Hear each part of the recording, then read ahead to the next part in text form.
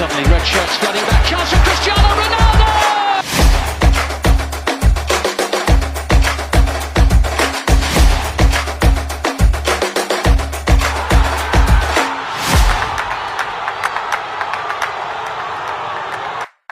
Atalanta are the Europa League champions 2023-2024. Against all odds, they have beaten Bayer Leverkusen 3-0 in what was a good match.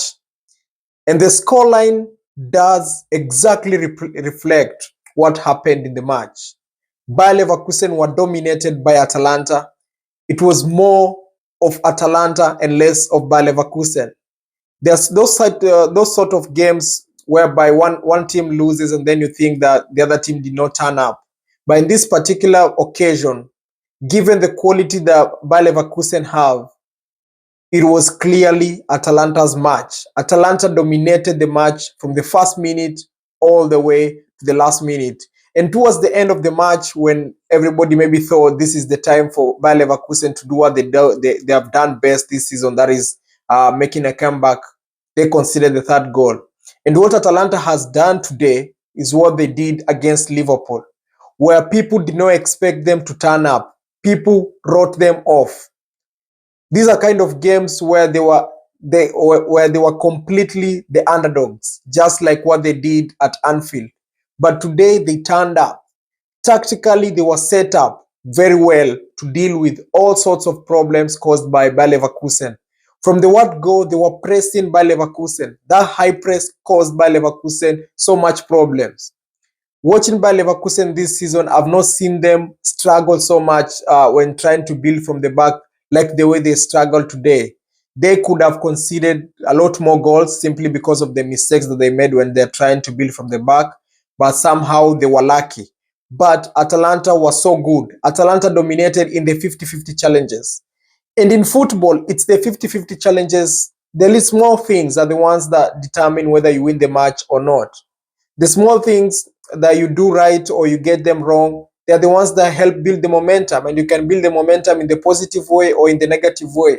And for Atalanta, they built the momentum in the positive way. They won so many 50-50 challenges. They were physical enough. They did not allow Bayer Leverkusen midfield enough time on the ball. Whenever Bayer Leverkusen midfield, that is Granit Xhaka, Palacios, and Florian Wirtz were on the ball, you would see like 3 Atalanta players pressing.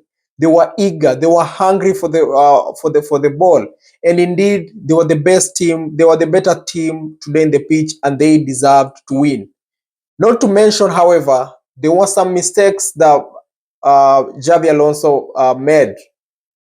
He changed the squad in a final. This is what Pep Guardiola did when they lost the Champions League against Chelsea. A team that has been performing well, it comes to a final, you overthink, you do some alterations, and that affects the team play. That's what happened today. He did not start a striker. He had Victor Boniface on the bench. He had Patrick Schick on the bench. These are 2 players that have been tremendous in the Bundesliga. They have been goal scorers. Victor Boniface has been so good. I was shocked. Personally, I was shocked when I saw that lineup and saw that there is no striker. And indeed, he had to pay for it, because by the time he made the substitutions in the first half, during halftime, they had already conceded 2 goals. And by then, Atalanta were up. They were on their highest gear, just like I've mentioned what they did against Liverpool. And today, in as much as Xabi Alonso made those mistakes, it just proved that in football, the only certain thing is that football is uncertain. And I have a feeling the way these small teams are trying to perform today, not really small teams, the underdogs, the more the underdogs are trying to perform today, when you look at Atalanta today, what they did against Liverpool, what Bayer Leverkusen did in the Bundesliga by winning the Bundesliga unbeaten, what other teams have been trying to do, the likes of Aston Villa, the likes of Girona in Spain, the likes of Borussia Dortmund getting into the final, the likes of Ipswich Town getting the back-to-back promotions. This kind of the underdogs performing well, they bring a sense of competitiveness. And going forward, I want to be shocked if more teams can start believing in themselves, because now these teams have proven that you don't need very expensive signings to win trophies.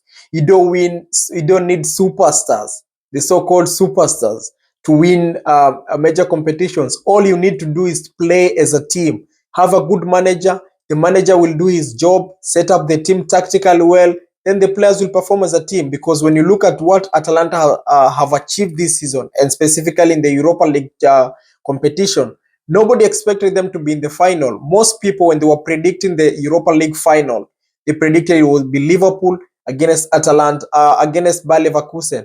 And believe it or not, Atalanta have beaten all of those teams. They beat Liverpool, and today they have beaten Bayer Leverkusen to clinch the trophy.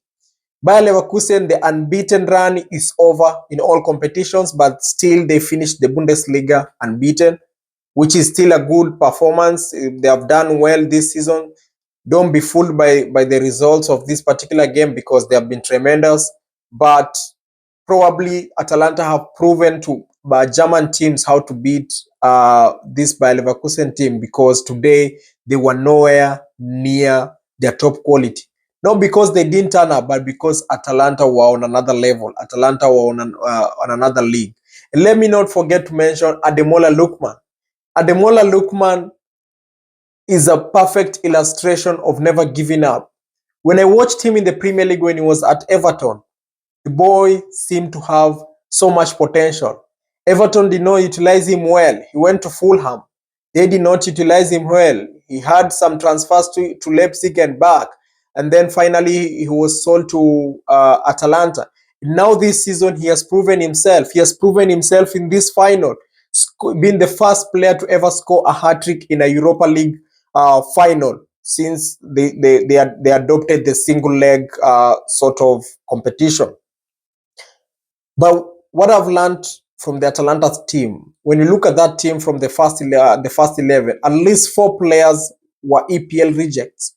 What most of these teams have done, they look at players who have been rejected, players who have been underutilized in top leagues or in top clubs per se, and they convert them into some quality players. They utilize their potentials. They allow these players to come back and rediscover themselves. The likes of Skamaka, Sead Kolasinac, even though he was injured and substituted in the first half. When you look at Zappa Costa, was at Chelsea, but then he left Chelsea. Ademola Lookman. These are players that were there, were in EPL teams, top teams in EPL, but those teams did not seem to maximize on these guys' potentials. But when they were released and Atalanta signed them, and this is not just for Atalanta, other Italian teams, specifically the Italian teams, have got this kind of, they have the ability to take those particular players that have not been performing well in top leagues, mostly in the EPL, then transform them into being superstars. There are so many examples of such players. So let me know what you think was the main strength for Atalanta today. Let me know what you think are concerning this final. And let me also get to know your predictions, because there are 2 more European finals to come. There's the Conference League final and the UEFA Champions League final. Let me know what you guys think. You can please share this video, subscribe, and like it. And see you next.